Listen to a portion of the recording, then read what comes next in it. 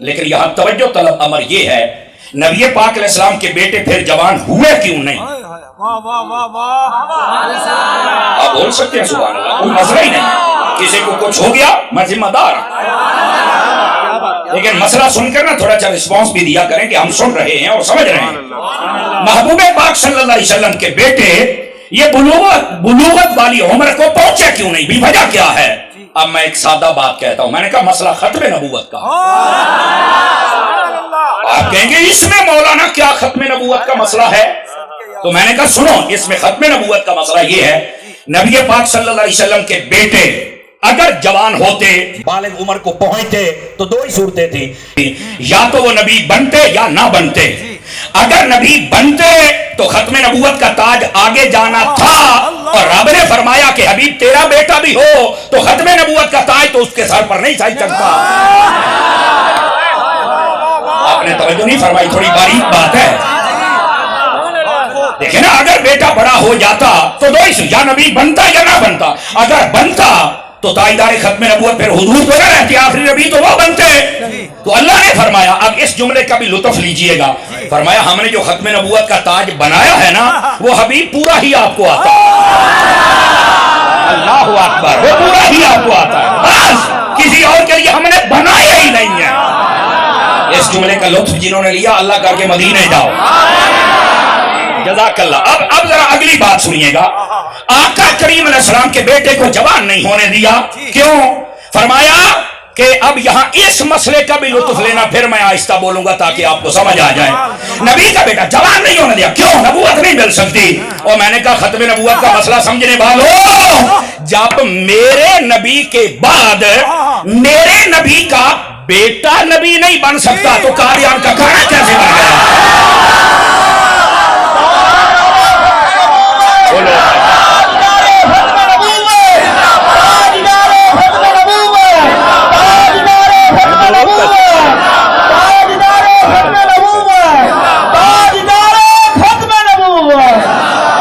کیوں بھائی، کوئی جملے نے چس دیا کہ نہیں دیا؟ آپ یہ چس آئیے تھوڑا جا محسوس کرو میرا سجون ہے،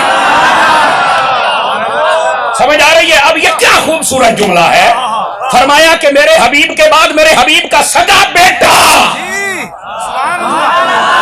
وہ بھی نبی بن سکتا۔ میں پھر اس جملے کا ٹیسٹ بدل دیتا ہوں تاکہ آپ غزالی زمان کے شہر میں بیٹھے ہیں، بہاؤالدین زکریا ملتانی کا لنگر کھانے والے ہیں، حافظ جمال اللہ ملتانی کے نوکر بیٹھے ہیں، شیر شاہ کے در کا پانی پینے والے بیٹھے ہیں، مدینہ الاولیاء میں بیٹھے ہیں۔ دیکھو تو صحیح کتنا سمجھ آیا ہے۔ میں کہہ جے میرے نبی دا پتر نبی نہیں بنیا تے ایک سیٹی دا منڈا کئی بندوں نے ہاتھ نہیں اٹھائے، بڑی سستی کر کے بیٹھے۔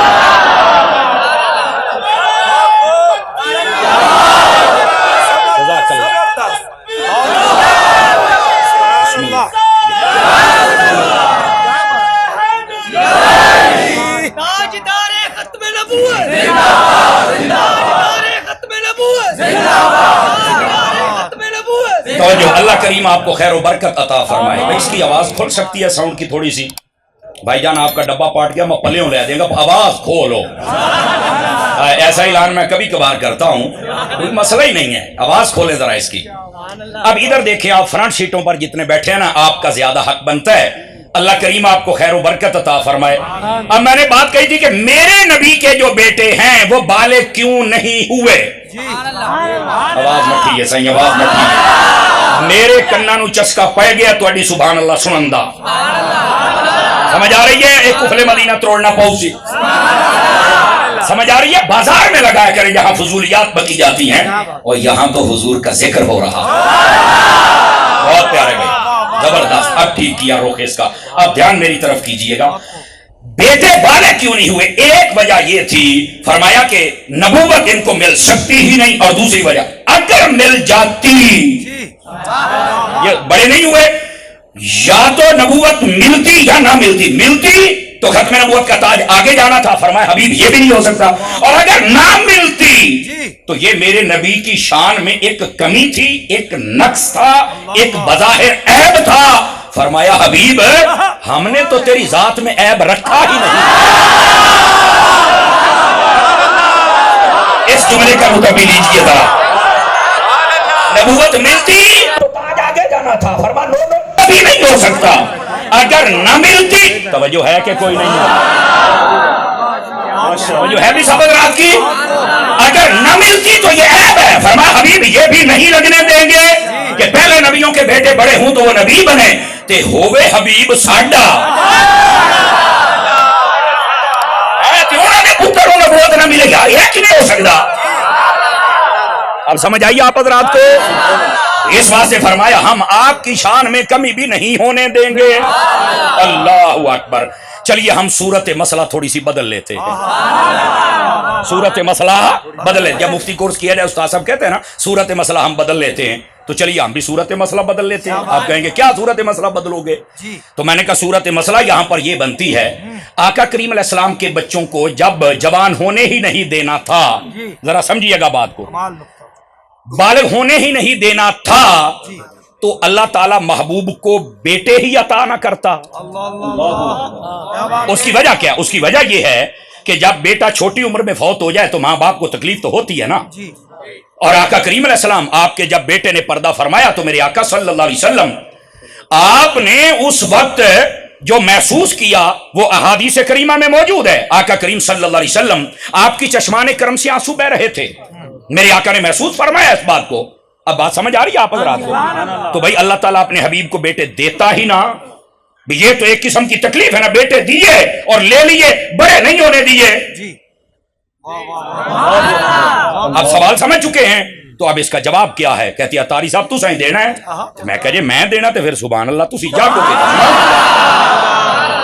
तवज्जो फरमाइए जरा और बड़े ध्यान के साथ इस बात को सुनने की कोशिश कीजिए। नबी पाक अलैहिस्सलाम को पता बेटे क्यों अता किए? अब ये लुत्फ भी लीजिएगा। फरमाया इसलिए दिए हैं कि कोई ये बकवास ना कर सके कि इस नबी के खून में ताकत ही नहीं है कि बेटे पैदा करे। फरमाया देख लो ताकत है, पैदा भी हुए, पर बड़े इसलिए नहीं होने दिए, मसला खत्म है नबूवत का।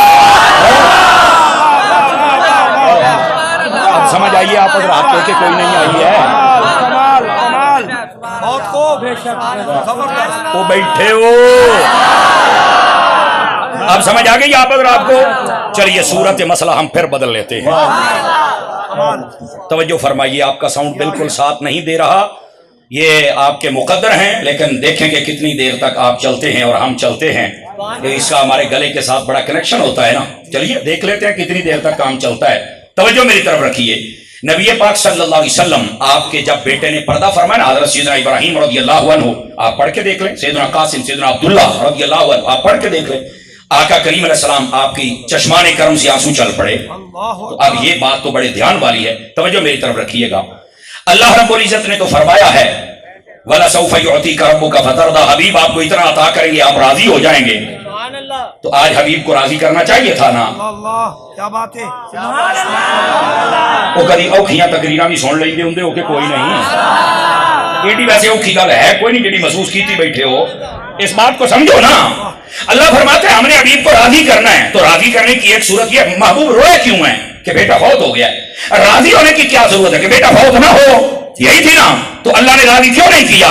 अब यहां पर ये किसी आलिम ने इसका जवाब नहीं दिया, वो आलिम जो साथ आरिफ था। क्या मैंने कहा? जो आलिम के साथ है आरिफ था, अल्लाह का वली था, वो जवाब दे सका। उन्होंने कदम उठाया और इस सवाल का जवाब कितना खूबसूरत दिया। कहते हैं लोगों यहां होना तो यह चाहिए था कि अल्लाह अपने हबीब को चुप करवाता, अल्लाह अपने हबीब से फरमाता कि तेरे बेटे फौत हुए, आप रो रहे हैं, चलो मैं इनको जिंदा कर देता हूं। आपकी दुआ से अगर पत्थरों में जान पड़ जाती है तो तेरे बेटों में क्यों नहीं आ सकती? जबल इसके के रब ये फरमाता, और रब ने क्या फरमाया? अब ये सुनिए, ये आशिकों ने लिखा है, ये आपको आम कोई मौलवी नहीं बता सकेगा। वो फरमाते हैं लोगों यहां कुदरत ने ये फरमाया, ओ लोगों तुम भी समझो, हम हबीब को रोता हुआ देख सकते हैं पर खत्म नबूवत का ताज किसी और सर पे